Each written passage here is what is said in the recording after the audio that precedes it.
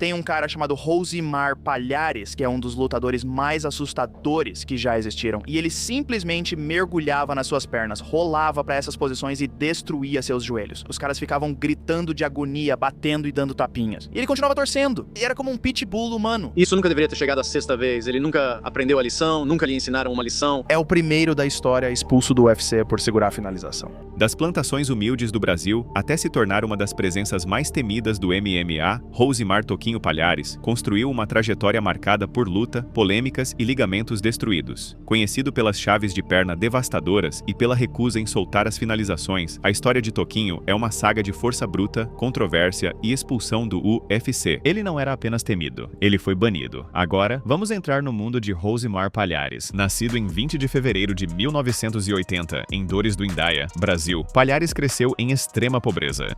Eu sou de uma família muito pobre. Um dos 10 filhos de uma família de trabalhadores rurais, ele trabalhou nos canaviais ainda criança. E você vê, uma mãe tem um filho e às vezes larga ele na lata de lixo, entendeu? Ou em qualquer outro lugar, abandona. Minha mãe não, minha mãe é mãe de 13 filhos, tem 10 vivos e ela não largou nenhum para trás. Chegando a comer ração de porco para sobreviver. Sobre crescer numa fazenda e ser forçado a comer lavagem de porco quando era criança, e aquela cicatriz enorme no peito dele, ele fechou aquilo com cola. Eu vou indo atrás, eu vou indo, às vezes eu ultrapasso do limite porque tem essas lembranças na minha cabeça, entendeu? Com apenas 7 anos, ele já trabalhava o dia inteiro para ajudar a sustentar a família. Onde é que eu trabalhava? Eu trabalhava tratando de gado, fazendo cerca, entendeu? Descarregando caminhão de cimento. Mas dentro daquele garoto quieto e franzino existia um lutador. Quando eu saí da escola e fui trabalhar na roça, entendeu?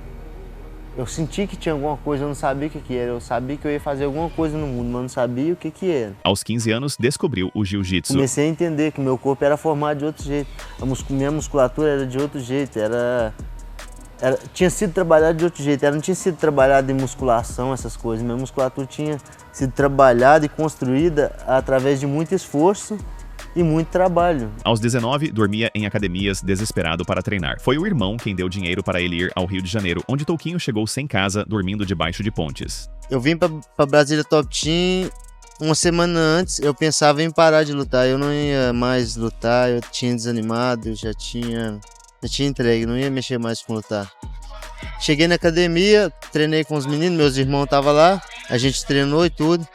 E aí falei com eles. Foi lá que ele chamou a atenção de grandes nomes. No Rio, Toquinho impressionou Murilo Bustamante, cofundador da Brazilian Top Team e ex-campeão peso médio do UFC. Bustamante acolheu Palhares, treinou ele intensamente e entregou sua faixa preta. Sob seu comando, Palhares se transformou em uma máquina de finalizações nas pernas. Eu não queria ser adversário do Rosimar.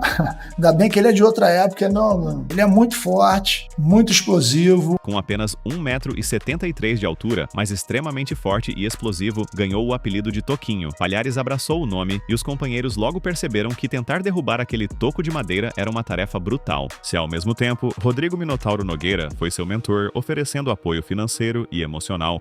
Juntos, eles o moldaram como um especialista em finalizações com uma missão: arrasar na categoria peso médio. A ascensão de Palhares aconteceu no Fury FC, a principal promoção regional do Brasil. Ele finalizou Flávio Moura no Fury FC 4 em agosto de 2007.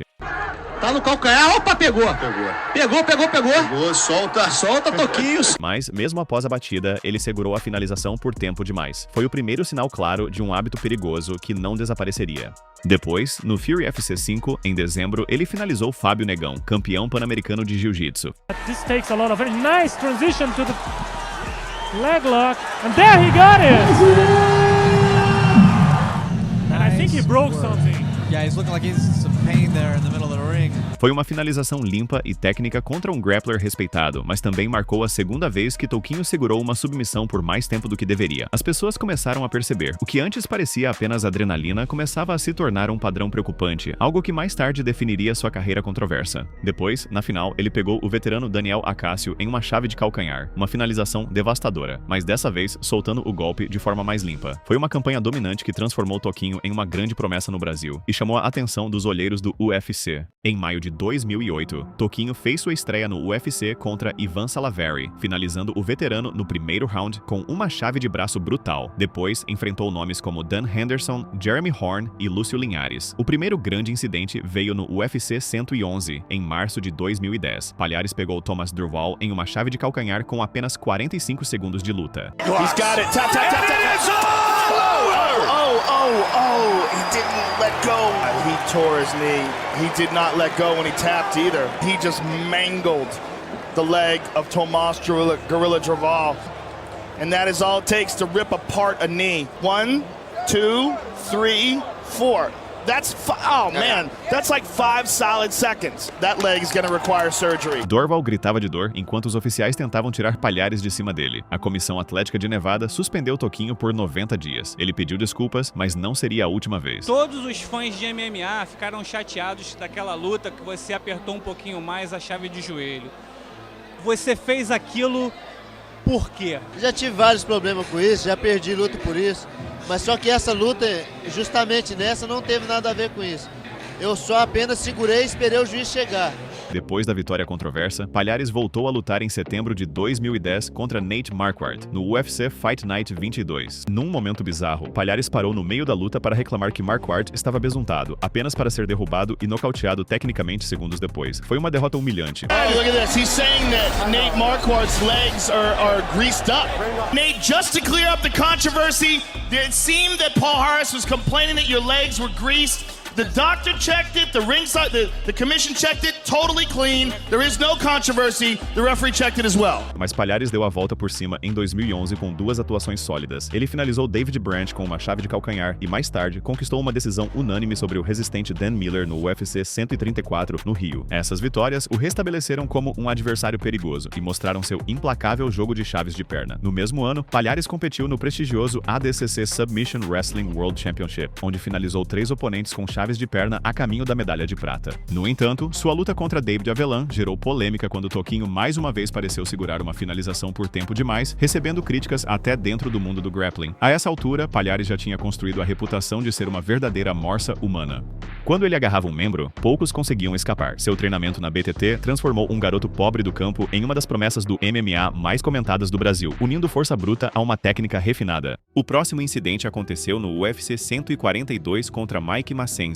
Mais uma vez, Palhares encaixou uma chave de calcanhar e segurou a finalização por tempo demais. Fight's over, fight's over, fight's over. It is all over. His knee's jacked. Estava começando a ficar impossível ignorar. Depois disso, ele sofreu 2 derrotas seguidas por nocaute e começaram a surgir dúvidas sobre sua durabilidade. Após a luta contra Hector Lombard em dezembro de 2012, Palhares testou positivo para níveis elevados de testosterona. Ele alegou estar fazendo terapia de reposição hormonal, mas não informou isso aos reguladores. Como resultado, foi suspenso por 9 meses. A paciência do UFC com Toquinho já estava acabando, mas foi só na luta de retorno contra Mike Pierce que tudo finalmente explodiu. Ele testou positivo na última luta por níveis elevados de testosterona. Ele já foi punido antes por segurar uma chave de calcanhar por mais tempo do que deveria depois que o juiz encerrou a luta. Então, eu acho que ele é um babaca e um trapaceiro, então acho que só estou constatando fatos. Ele venceu com uma chave de calcanhar em apenas 31 segundos, mas se recusou a soltar mesmo quando Pierce bateu freneticamente e o árbitro interveio. 30 seconds in, Rousimar Palhares. Para Dana White, foi a gota d'água. Palhares foi demitido do UFC naquela mesma noite. Ontem à noite houve um incidente um tanto desagradável. Rousimar Palhares estava com seu oponente em uma chave de tornozelo. O oponente bateu e Palhares não soltou.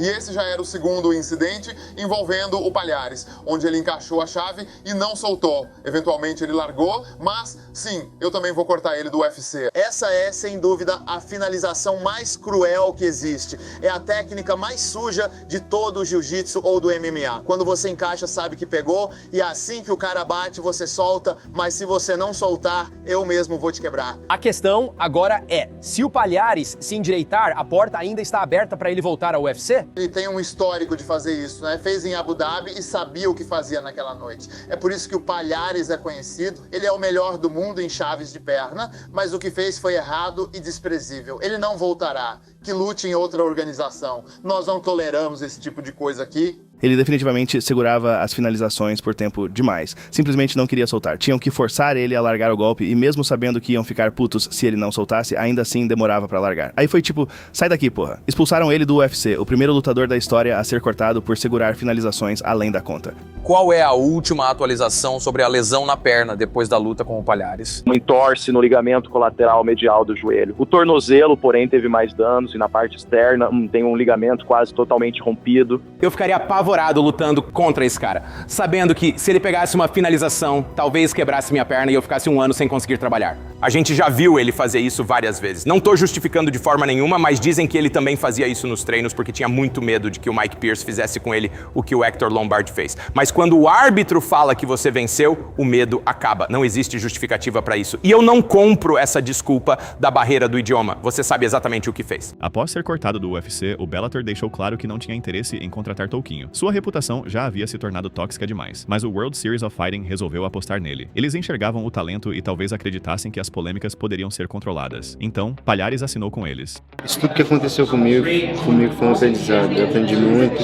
Eu acho que eu amadureci muito e, cara, graças a Deus tô aqui, tô bem. E rapidamente causou impacto, finalizando Steve Carl para se tornar o campeão peso meio médio deles. Rosimar Palhares fez sua estreia no World Series of Fighting na noite de sábado e foi um sucesso ao finalizar o campeão dos meio médios Steve Carl em apenas 69 segundos para conquistar o cinturão. Então acho que o Palhares é um desses caras que geram interesse justamente por causa de toda a controvérsia. Com a vitória por finalização do Rosimar Palhares, mais uma vez surgiram polêmicas. Eu revi essa finalização várias vezes e sinceramente acho que se fosse qualquer outro lutador, ninguém estaria criticando aquilo. Então eu não tive problema nenhum com a finalização. Nessa aqui eu acho que ele agiu certo, mas isso não significa que a gente deve parar de ficar de olho nesse maluco. Depois veio o WSOF 16, onde Palhares defendeu seu cinturão dos meio médios contra o veterano John Fitch. Fiel ao seu estilo, ele atacou as pernas logo no início e encaixou uma chave de joelho, forçando a desistência com apenas 90 segundos do primeiro round.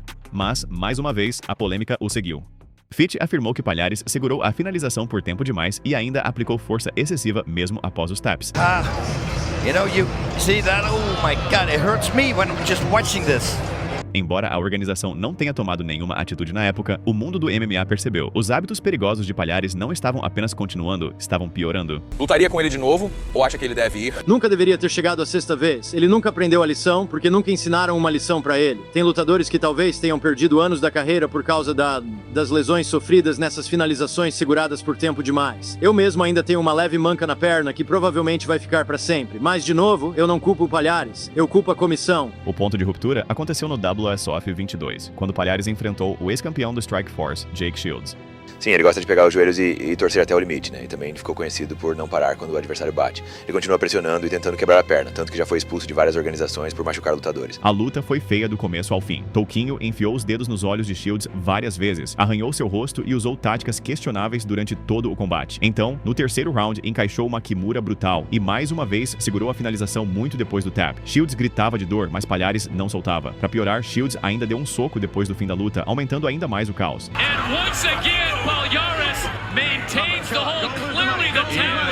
Shields chamou aquilo de a luta mais suja da sua carreira, e dessa vez as consequências vieram imediatamente. Cara, eu tava muito puto, né? Ele ficou enfiando os dedos nos meus olhos o tempo todo, claramente de propósito. Eu avisava o árbitro, mas ele ignorava. E pra piorar, ainda continuou forçando a finalização depois do tap. Foi revoltante. A Comissão Atlética de Nevada multou Palhares em $40 mil e suspendeu ele por 2 anos. Shields também foi punido, mas o foco da polêmica estava totalmente em Palhares. A organização World Series of Fighting retirou o cinturão do campeão dos meio-médios Rosimar Palhares e o suspendeu por tempo indeterminado após a vitória controversa de sábado sobre Jake Shields. Sem nenhuma organização americana querendo contratá-lo, Palhares passou a lutar na Rússia, Polônia, Itália e onde mais aceitassem recebê-lo. Após a derrota para Emil Weber Meek em 2016, Palhares passou por várias organizações internacionais como ACA, Fight Nights Global e KSW, acumulando vitórias e derrotas. Fora do MMA, Toquinho também voltou a competir no grappling, participando de um torneio de jiu-jitsu sem kimono em 2021, embora tenha passado quase despercebido. Até o fim de 2024, incrivelmente, Palhares ainda não havia pendurado as luvas. Aos 44 anos, assinou com uma organização regional chamada Global Fight League em dezembro de 2024, mostrando que ainda pretendia continuar lutando. As organizações ainda apostavam nele pelo peso do nome.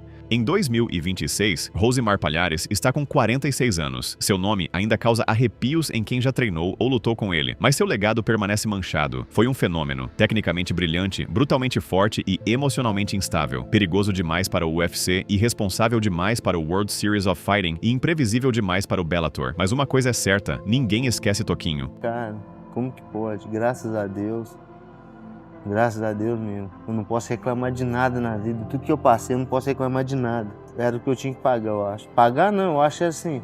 Era uma coisa pra me fortalecer, entendeu? Pra me estar aqui hoje, como eu tô. Se você curtiu esse mergulho na história do artista de finalização mais controverso do MMA, deixa o like e se inscreve para mais histórias reais do mundo das lutas.